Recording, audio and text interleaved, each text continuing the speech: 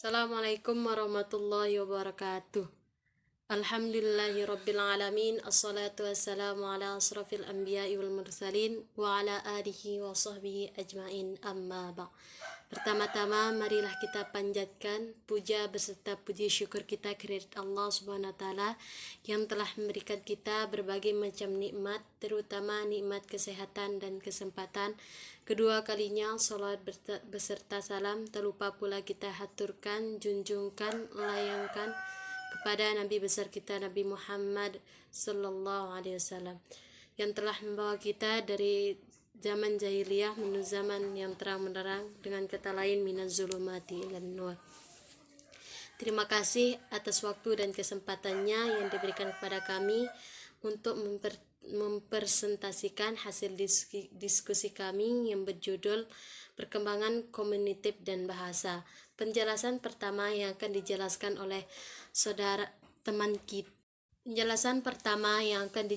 oleh teman kita Zuliana. Waktu dan tempat kami persilahkan. Assalamualaikum warahmatullahi wabarakatuh. Perkenalkan, nama saya Zuliana Rahmayanti. Saya dari kelompok 1. Di sini saya akan mempresentasikan tentang pengertian perkembangan. Sebelumnya saya ucapkan terima kasih kepada moderator yang telah memberikan saya waktu untuk menyampaikan materi ini.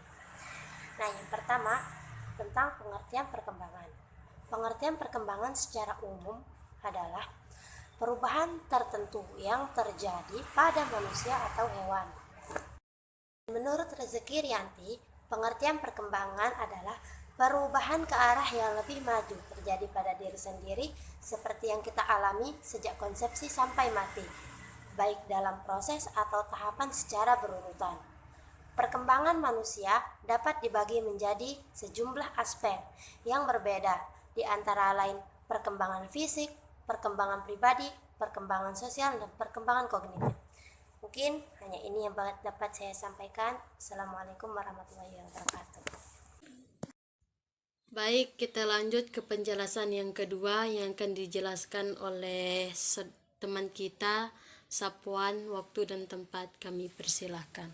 Ucapkan terima kasih kepada moderator yang telah memberikan saya waktu untuk menjelaskan proses perkembangan manusia. Proses perkembangan sebagai pola yang dapat diprediksi mengikuti pola-pola dialami individu pada umumnya. Misalnya bayi berumuran 2 bulan akan melalui mengirim badannya dan melengkapkan badan. Pola tahap perkembangan ini juga dikenal dengan istilah developmental milestone. Setiap individu berkembangan dengan kecepatan yang berbeda. Peningkatan kecepatan perkembangan dapat timbul pada masa perkembangan dipengaruhi oleh pola lingkungan dan pola asuh. Ya, selanjutnya materi ketiga yang akan disampaikan oleh teman kita, Kak Rija Lutfi. Kepadanya disilakan. Ya, saya ucapkan terima kasih atas waktu yang diberikan moderator. Di sini saya akan menjelaskan tentang otak dan perkembangan kognitif. Ada sebagian peneliti yang telah mendeskripsikan otak sebagai perantara lapisan dan lingkungan. Sebuah sistem organik yang interconnect atau saling terhubung itu dan kompleks. Pada dekade sekarang, kita bisa melihat meningkatnya penelitian tentang otak, perkembangan kognitif, belajar dan mengajar. Sebagai contoh adanya penulisan tentang neurosis dan kognitif. Para penulis pada edisi ini menekankan bahwa kota adalah kumpulan sistem yang kompleks yang bekerja sama untuk mengonstruksi pemahaman, mendeteksi pola, membuat aturan, dan memahami pengalaman. Sistem-sistem ini berubah sepanjang kehidupan selama individu mencapai kematangan dan berkembang. Ada beberapa bagian otak yang berhubungan dengan fungsi-fungsi mental yang lebih tinggi. Sebagai contoh, sebelum mengkoordinasi gerakan yang halus dan terampil, seperti gerakan penari yang anggun, sebelum juga berperan dalam fungsi kognitif yang lebih tinggi, seperti pembelajaran hipokampus, sangat penting dalam mengingat informasi baru dan pengalaman baru, sementara amigdala berfungsi mengarahkan emosi. Titik talamus terlibat dalam kemampuan kita untuk belajar informasi baru. Titik talamus terlibat dalam kemampuan kita untuk belajar informasi baru. Terutama di garis bawahi, terutama informasi verbal. Retikuler berperan dalam pemusatan perhatian dan rangsangan, memblokir beberapa pesan dan mengirimkan sebagian lainnya ke pusat-pusat otak yang lebih tinggi untuk diproses, dan kapur kholas umum berfungsi memindahkan informasi dari titik otak ke titik otak lainnya.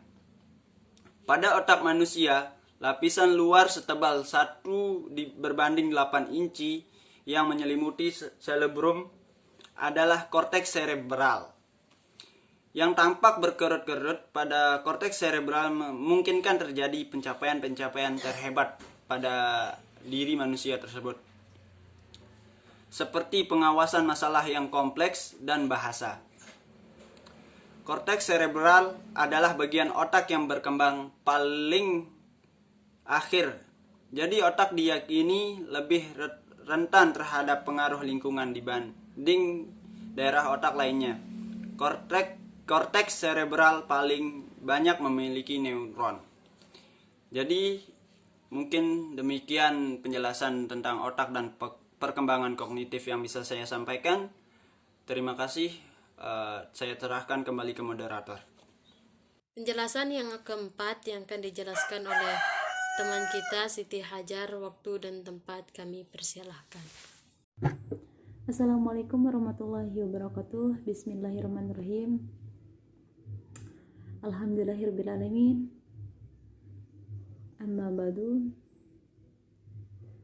Pertama-tama marilah kita bersyukur atas nikmat yang Allah berikan kepada kita sehingga kita sampai saat ini diberikan umur yang panjang, dan yang kedua kalinya sholawat serta salam atas junjungan Nabi besar kita, yakni Nabi Muhammad SAW, yang telah memperkenalkan kita agama Islam sehingga kita bisa menikmatinya. Alhamdulillah ya. Baiklah, di sini saya akan menjelaskan tentang pengertian perkembangan kognitif. Jadi, perkembangan kognitif yaitu tahapan-tahapan perubahan dalam setiap kehidupan manusia. Tahapan-tahapan perubahan dalam setiap individu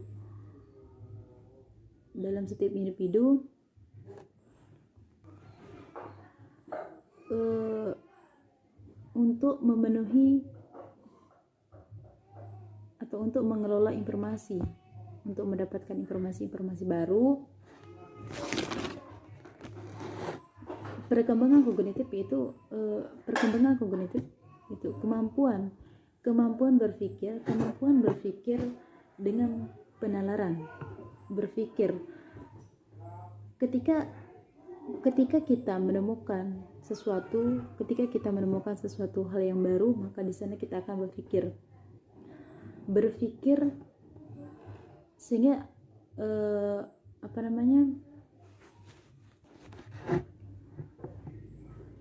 berpikir dengan penalaran, dan kemudian kita akan tertarik dengan informasi dunia, sehingga kita bisa menyelesaikan masalah, kita bisa memecahkan suatu masalah itu sendiri. Ketika kita mendapatkan informasi, nah di sana adalah suatu pengalaman.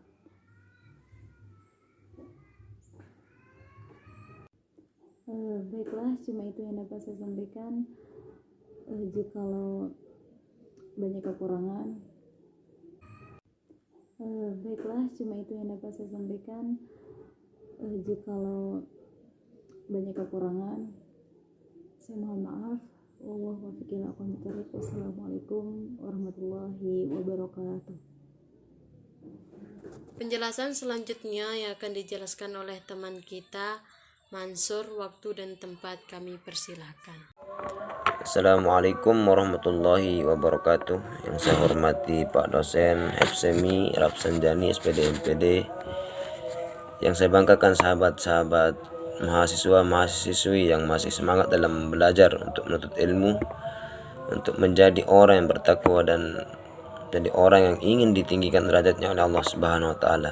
Sebagaimana firman Allah, yarfa'illahu allazina amanu minkum wallazina utul ilma darajat. Terima kasih atas waktunya yang telah diberikan oleh moderator. Saya akan menjelaskan tentang pengertian perkembangan kognitif. Jadi perkembangan menurut ahli Loes Hofferman S.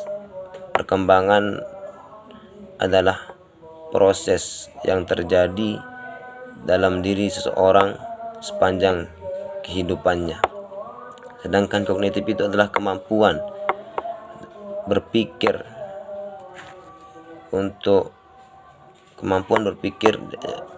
yang ada pada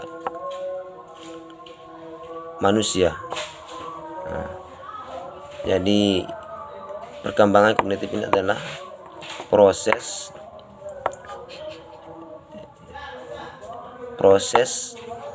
yang terjadi dalam diri manusia untuk mampu berpikir dengan penalaran yang lebih baik lagi. Jadi perkembangan dalam manusia itu menurut Piaget itu ada 4. Pertama,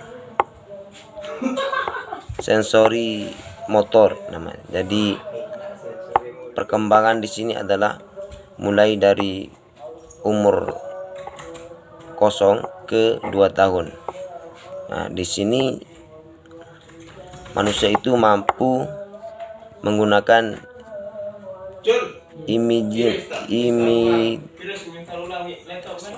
imitasi dan berpikir.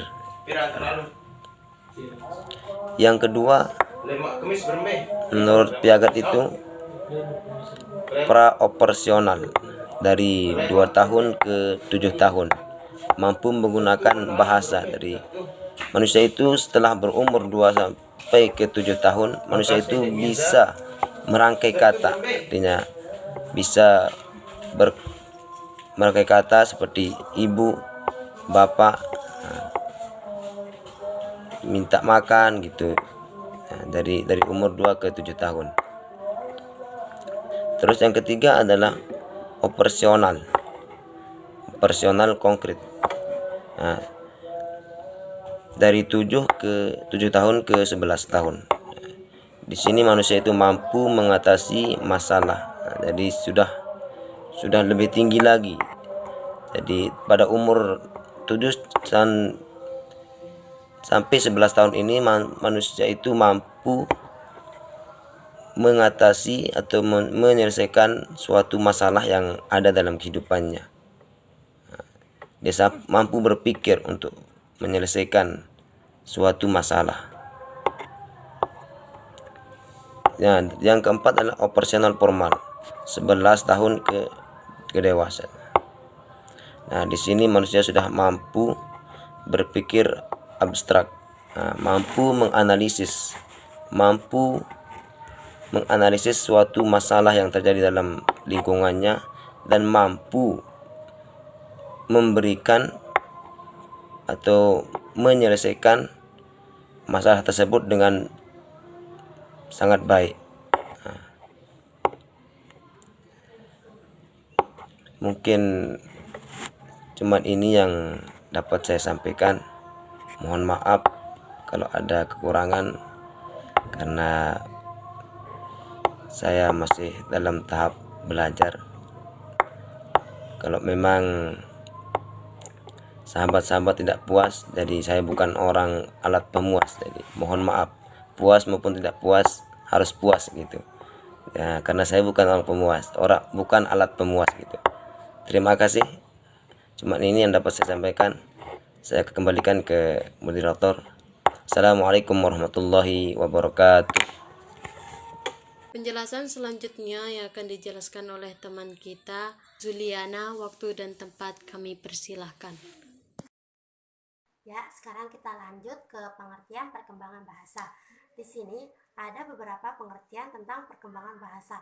Pertama, perkembangan bahasa dalam psikologistik adalah diartikan sebagai proses untuk memperoleh bahasa, menyusun tata bahasa dari ucapan-ucapan sesuai dengan fungsi bahasa sebagai alat komunikasi yang digunakan. Yang kedua, bahasa adalah suatu bentuk komunikasi seperti tulisan, ucapan, isyarat yang berdasarkan suatu sistem. Dan yang ketiga, bahasa terdiri dari kata-kata digunakan oleh masyarakat sebagai aturan-aturan untuk menyusun sebagai variasi. Berakhirnya penjelasan yang tadi, maka berakhir pula presentase kami. Saya Menisti Hidayatmi selaku moderator mengucapkan banyak-banyak terima kasih atas waktu dan kesempatannya. Mohon maaf jika ada kata-kata yang salah, mohon dimaklumi. Wabillahi taufiq wal hidayah. Assalamualaikum warahmatullahi wabarakatuh.